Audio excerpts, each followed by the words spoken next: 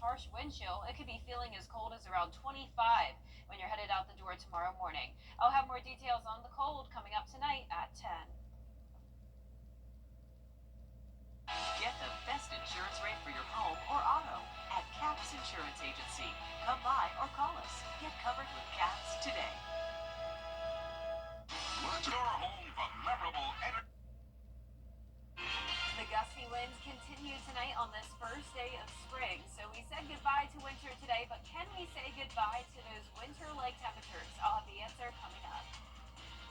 And now at 10, the Georgia Department of Transportation is seeking feedback on a proposed roadway project, how the new roadway will help drivers stay safe.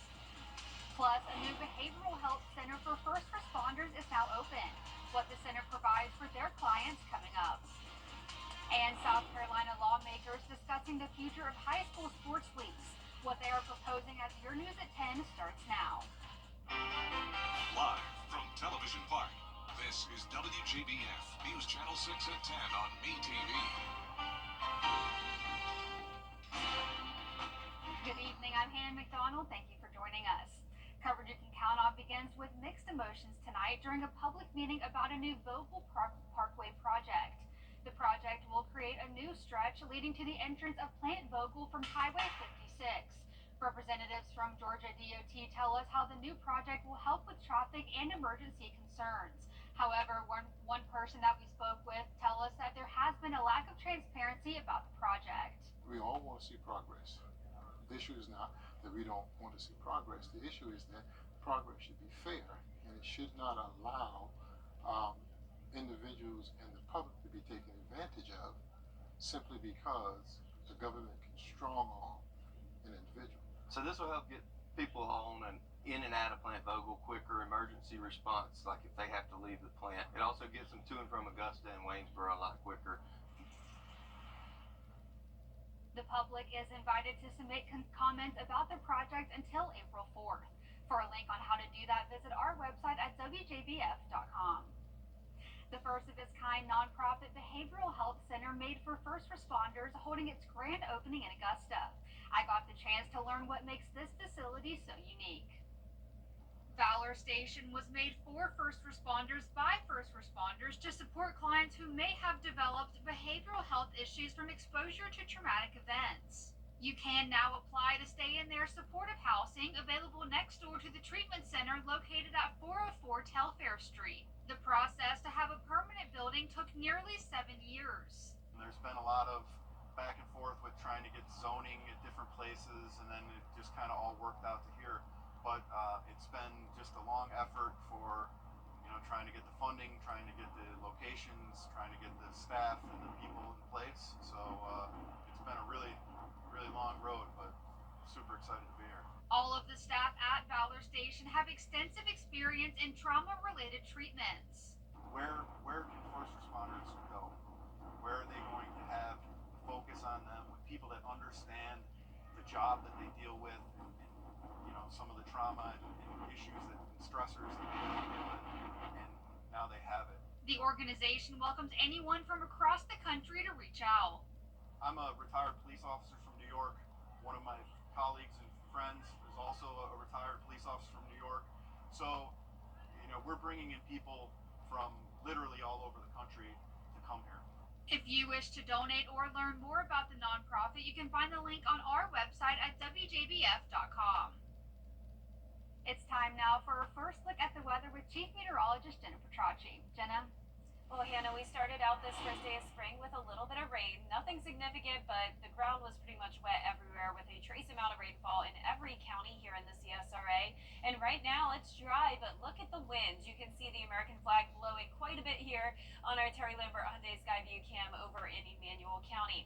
The winds are coming in from the northwest, bringing in some cooler air tonight, still sustained up to around 15 to even 20 miles per hour.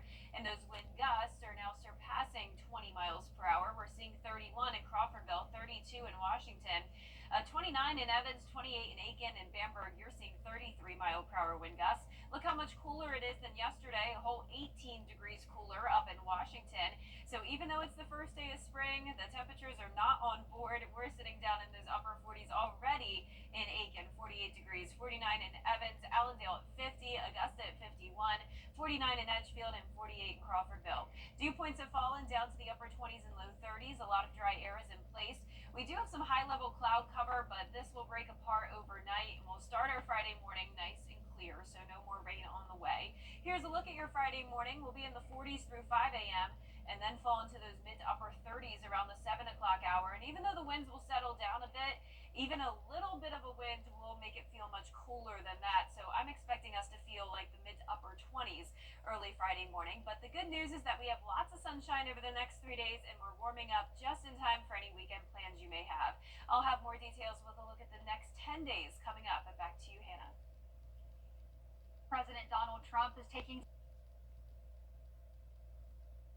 State lawmakers are pushing a bill to abolish the league that oversees South Carolina's high school athletics.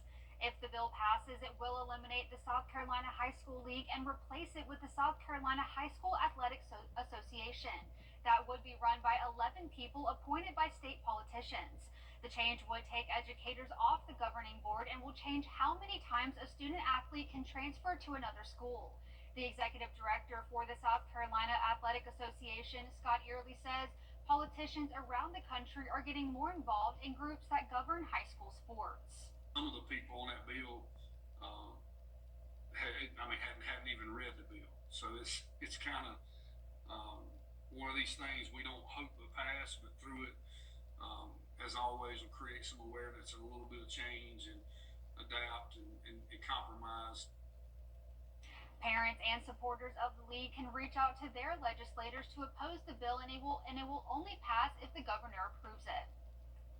Back in the CSRA, Augusta wants to show it's serious about combating illegal signs. It's the time of year where illegal signs pop up all over Augusta. If they're in the right-of-way, they could violate city code and state law. The city putting out the message warning businesses owners they could face fines or even jail for their illegal signs. But some city leaders say this needs to be a year-round effort. It needs to be consistently done, not just looking out for what takes place here in Augusta, Georgia in the month of April, but let's look at it from a holistic point of view all year long. I don't want to see signs all year long, let alone just in the month of April. So let's just look at it, take it for what it is, and let's put some boots on the ground and get it done. The city warns that violators face up to $1,000 fine and 60 days in jail. Well, it's been almost 3 months since Eugene Brantley took office as Richmond County's new sheriff. Since he took over, Brantley hired over 100 new employees on his second day in office. He also got a $22,000 check to help with costs involved for canines at the sheriff's office. But one of the biggest challenges and goals he has is to continue working to decrease youth violence. The sheriff says they want to reach young people as early as possible, and that's why he's working on building healthy relationships with Richmond County school leaders. The sheriff is also working with downtown business owners to help reach the youth. He says that effort is imperative with school getting out soon and summertime right around the corner. And a celebration for Dr. Jermaine Worrell is wrapped up at Augusta Tech. Dr. Worrell is leaving Augusta Tech to be the president at Savannah State University. Under his leadership, enrollment reached record heights. The Augusta Tech community came together to wish him well on his new journey. Really until 2022 when we had our first graduation at the JBA, and I got to see those 400, 500 plus folks walk across the stage, shake my hand, and tell me how happy they were to get a credential from Augusta Tech. That is still will be the top accomplishment for me, because what I know is that they're now gainfully employed, they're living a great life, they're making means for their families, and they will be forever blessed.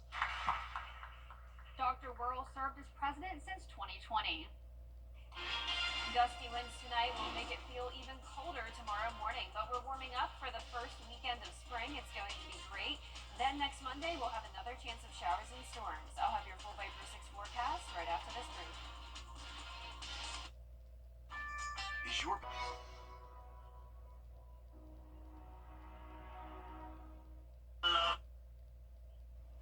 now your most accurate forecast with WJBF Live Viper 6. Happy first day of spring. I hope you enjoyed it. It's going to be feeling like winter tomorrow, though, and that's because of these gusty winds and the cooler air coming in from the northwest. So tonight there may be some high winds that could knock away trash cans or any loose objects you may have, so be sure to secure those before you go to bed. We have that lake wind advisory in effect for the county shaded here, but everyone is dealing with those gusts up to around 35 miles per hour. Winds sustained are coming in up to around 15 to 20, higher around the lake. And then you can see those gusts currently up to 32 in Lincolnton, 32 in Washington, 31 in Crawfordville, and 33 down in Bamberg. Here in Augusta, we're definitely seeing our fair share of gusty winds as well. You can see the flags blowing here. Our Terry Lambert Hyundai Skyview cam showing clear conditions though this evening. We do have a little bit of high-level cloud cover moving in, but that will clear out overnight through early tomorrow morning. 51 degrees, dew point of 31. Very dry air is in place with temperatures falling now into the upper 40s all along our western counties. Still some 50s from Augusta off towards the east, but by tomorrow morning, a lot of us will be in the 30s. So here's a look at satellite and radar. You can see half of us clear and then the other half dealing with some cloud cover and some spotty showers that were happening earlier out to the west of us near Atlanta. That's now fading away. As we zoom out, you can see no more rain out to our west. High pressure is moving in, and that will bring us nice sunny skies for Friday and through the weekend. So looking forward to all of that. Temperatures will be nice and mild once we get into the afternoon, and at that point the winds will settle down. You can see we have a frost advisory tomorrow with those temperatures down to 33 to 36 degrees. Be sure to protect those sensitive outdoor plants. I know it's confusing being the first day of spring, but the temperatures are just not on board with it. And even though we only have a few counties under that frost advisory, everyone is going to be dealing with the cold. And when you factor in those winds, it will be feeling like around 25 degrees in some of our western counties, upper 20s for the rest of us, below freezing for everyone tomorrow morning when it comes to that wind chill. Here's our futurecast tomorrow at 6 a.m. You can see the northwest wind, clear skies all across the southeast. It's going to change wind direction as we go into Friday and Friday night into Saturday. Winds will start to come in from the southwest, and that will warm us up. We'll have a few minor disturbances to our north, but overall not much going on this weekend. Abundant sunshine, 75 on Saturday, close to 80 on Sunday, and definitely much warmer than how it is tonight. You can see all of us will be below the 40-degree mark, and then tomorrow all of us are going to be below the 70-degree mark. So a little bit of a cooler start to spring, but we're warming right back up. Rain and storms will be here on Monday, but other than that, a lot of sunshine over the next several days to come. And next week, our temperatures will be more consistent in the mid to upper 70s each day. So definitely looking forward to more spring-like temperatures next week. Thanks, Nemix. Pretty excited for those spring weathers. Yeah, it's going to be beautiful. Yeah.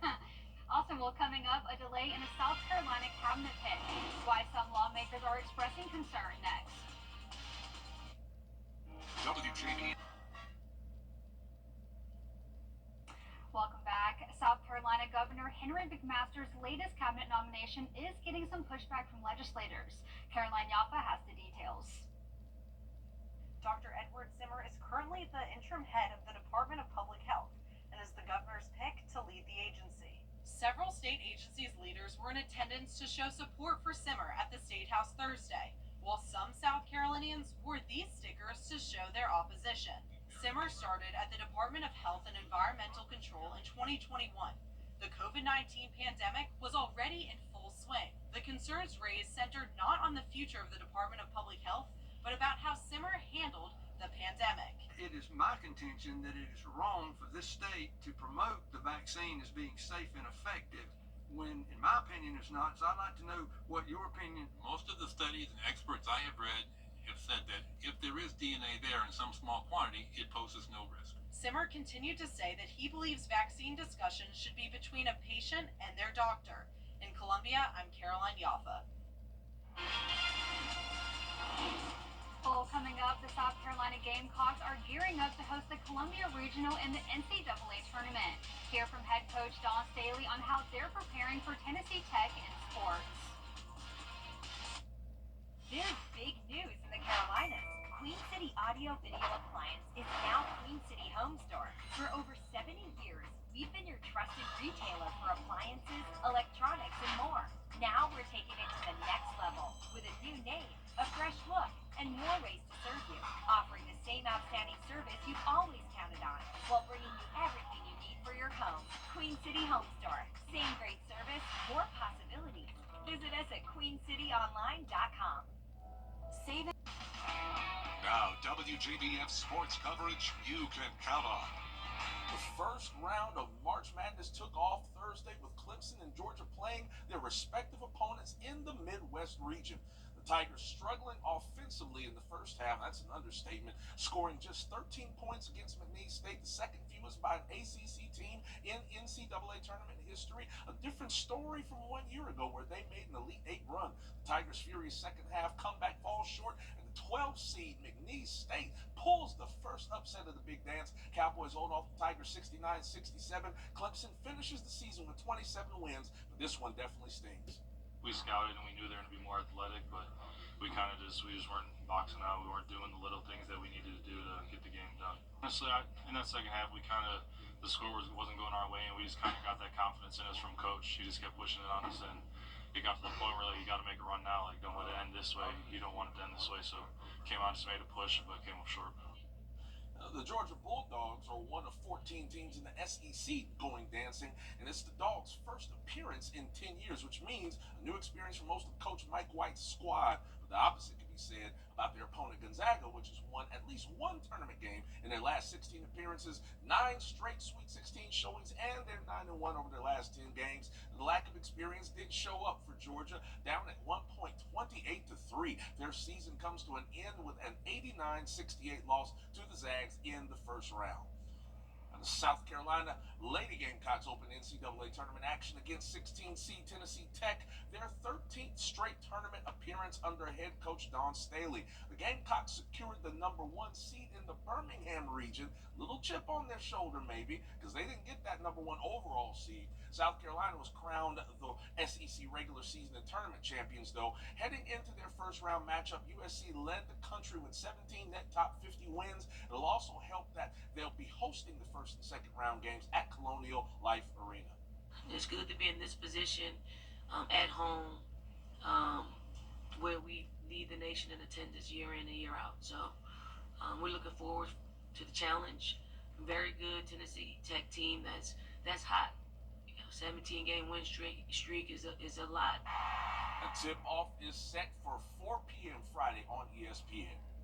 The 4th annual HBCU Baseball Classic will happen Sunday at SRP Park, home of the Augusta Green Jackets. It'll be Payne College in a doubleheader with Morris College, with first pitch slated for 2 p.m.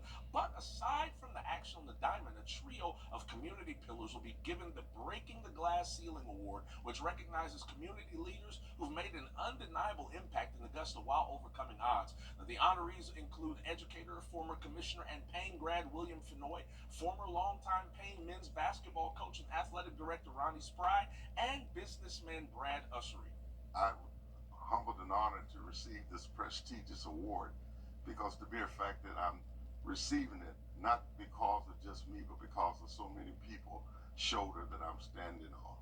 I'm excited. It's always nice to be recognized. It makes you feel special, and especially by a group you respect. I've been in Augusta for 66 years. I love this town, and I can't imagine living anywhere else, but I'm truly in love with Augusta, and I'll do whatever I can to make it grow and be the best city it can be. That's it for sports. We'll be back after this. The CSRA is where we were born, where we live, where we work, where we're raising our families. It's our home. That's why the people of the CSRA count on us after an accident, because they know about our skill in the courtroom, how we treat clients like family, how we love this community, and the people who proudly call it home. We're just a call or click away. Injured? When you need me, call me. I'm your Augusta.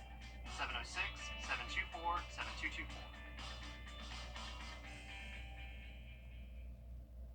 The Giving Your Best Award salutes volunteers of the CSRA for going above and beyond in our community. The Giving Your Best partners congratulate our latest winner, Cecilia Brown. Every fall, she honors her son with donation drives for the Children's Hospital of Georgia. She's also a volunteer for the Leukemia and Lymphoma Society. Giving Your Best is brought to you by Science Co., Piedmont Augusta, Security Federal Bank, and News Channel 6. Get ready to groove Augusta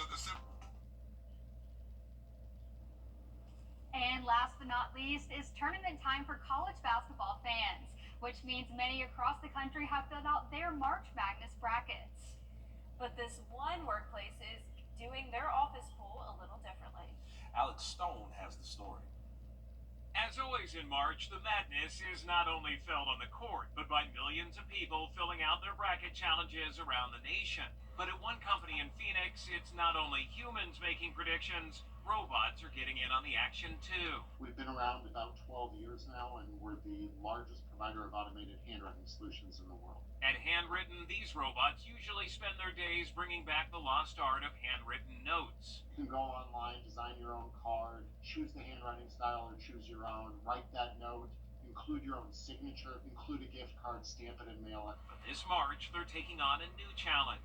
We just thought it would be fun to have the robots do something a little out of the ordinary, take a break from writing handwritten notes to writing brackets. Each robot writes out its picks with the help of AI.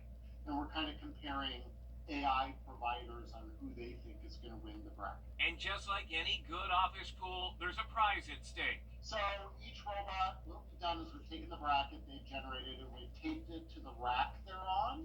And then the little joke is, if the robot wins the bracket, it will get moved to the higher shelf where it's going to sit there and write out handwritten notes anyway. So could one of these robots actually pick the world's first perfect bracket? If it does, great. If not, fine. I mean, we're just doing this as kind of an office spoof. For now, it's all in good fun, but at this rate, humans might have some robotic competition for March Madness dominance. Maybe we'll make it an annual tradition around here. You can find out which robot is crowned the champion on the Handwritten blog at handwritten.com.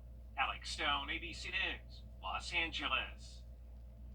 Well, we were just talking about how there's some surprising wins tonight, for sure. Hometown representing Omaha, Nebraska, Creighton Blue Jays, baby. Yes, Which sir.